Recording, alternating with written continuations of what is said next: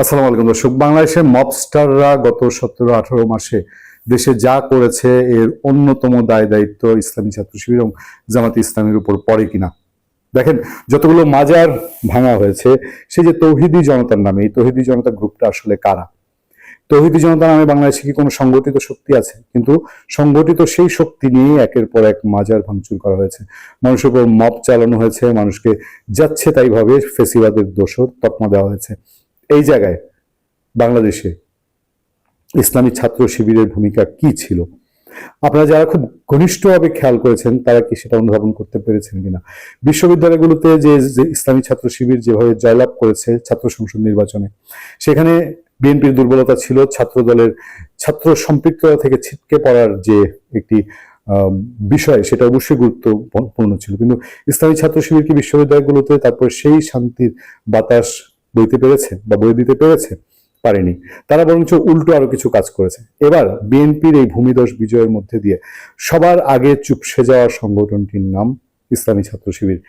তারা ইতিমধ্যে তাদেরকে হত্যার অভিযোগে তারা শাহবাগ থানায় গিয়ে ডাকসুর নেতৃবৃন্দ জিডি করেছে এবং কোথায় যেন একটু প্রদীপ নিভু নিভু টিপ টিপ করে জ্বলার মতন একটা অবস্থা। এবং আমার কাছে কেন যেন মনে হচ্ছে যে আগামী বিএনপি সরকার গঠনের 2-4 মাসের মধ্যে তো অবশ্যই 1 মাসের মধ্যে ক্যাম্পাসগুলোর নিয়ন্ত্রণ পুরোপুরি আবার ছাত্র সংসদ থেকে থাকলেও চলে যাবে হচ্ছে ছাত্র দলের হাতে। কারণ এই বিশ্ববিদ্যালয়গুলোতে যে উপাচার্য আছে সেই উপাচার্য সেটটাও চেঞ্জ হয়ে যাবে। এই উপাচার্য সেট চেঞ্জ, প্রশাসন চেঞ্জ, এবং শুধুমাত্র মাকাল ফল হয়ে ছাত্র সংসদগুলোর প্রতিনিধি হিসাবে শিবিরের লোকজন থেকে যাবে এবং তারা আস্তে আস্তে তাদের রূপ আবার সেই আওয়ামী লীগ আমলের মতন গুপ্ত, সেটা আওয়ামী লীগ ছাত্রলীগে যেমন গিয়ে লুকিয়ে ঢুকে পড়েছিল, এবার তারা ছাত্র দলের মধ্যে ঢোকার চেষ্টা করবে। এইটা আমার মোটামুটি বদ্ধমূল ধারণা। সেই জায়গায় আমি একটু এস্টাবলিশ করার জন্য আপনাদের সামনে আরেকজনের একটু ফেসবুক পোস্ট শেয়ার করার চেষ্টা করব। শিবির আবার জাতীয় নাগরিক পার্টি, এনসিপি ও ছাত্র শক্তিকে ব্যবহার করবে এবং নিজেরা গোপন থাকবে বলে মন্তব্য করেছেন বাংলাদেশ গণতান্ত্রিক ছাত্র সংসদের ঢাকা বিশ্ববিদ্যালয় শাখার সাবেক আহ্বায়ক আব্দুল কাদির। এনসিপি এবং এই ছাত্র শক্তি, ইনকিলাব মঞ্চ, এরা ইসলামী ছাত্র শিবিরের বি টিম, এটা একরকম প্রতিষ্ঠিত সত্য। শুক্রবার সামাজিক যোগাযোগ মাধ্যম ফেসবুকে দেয়া এক পোস্টে তিনি মন্তব্য করেন। আব্দুল কাদের বলেন, ছাত্র শিবির আবারও তাদের পুরনো রাজনীতিতে ফিরে আসতে বাধ্য হবে, কারণ তারা নিজেরাই ভালো করে জানে বিগত 1.5 বছরে তারা কি কি করেছে। কৃতকর্মের দরুন তাদের পুরনো কৌশল অবলম্বন করতেই হবে।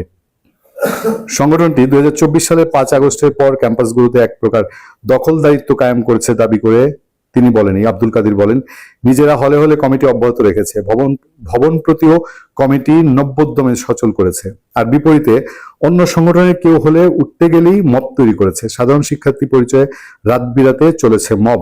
এক প্রকার জিম্মি ছিল ক্যাম্পাসগুলো। প্রশাসনের নিজেদের লোক বসিয়ে তাদের মাধ্যমে কার্য হাসিল করেছে তারা। তাদের অনলাইনের নোংরামি, অধ্যত্বপূর্ণ আচরণ আর নারী হেনস্থার বিষয়ে তো নতুন করে বলার কিছু নেই। এসব কারণে তারা নিজের ভেতরের ভয় থেকে গা ঢাকা দেওয়ার চেষ্টা করবে। অবশ্য লাভ নেই, এতদিন সবার পরিচয় প্রকাশ হয়ে গেছে, যোগ করেন আব্দুল কাদের। শিবির আবারও এনসিপি এবং ছাত্র শক্তি ব্যবহার করবে জানিয়ে তিনি বলেন, নিজেরা গোপনে থেকে ছাত্র শক্তির নেতাকর্মীদের দিয়ে প্রতিপক্ষকে মোকাবেলা করাবে। কিন্তু কথা হলো, এনসিপি কিংবা ছাত্র শক্তি আবারও জেনে বুঝে ব্যবহৃত হবে কিনা, বিপদে পড়বে কিনা, সেটা তারাই ঠিক করবে। আব্দুল কাদেরের এই কথাগুলো খুবই গভীর এবং রাজনীতিতে এই মোনাফিকি ছদ্মনামে রাজনীতি করা, এটা বাংলাদেশের জন্য কতটা ঝুঁকিপূর্ণ সেটা গত 18 মাসে আমরা। শিবির কি আবারও গুপ্ত রাজনীতি শুরু করেছে? রহমান, পূর্ণিয়া।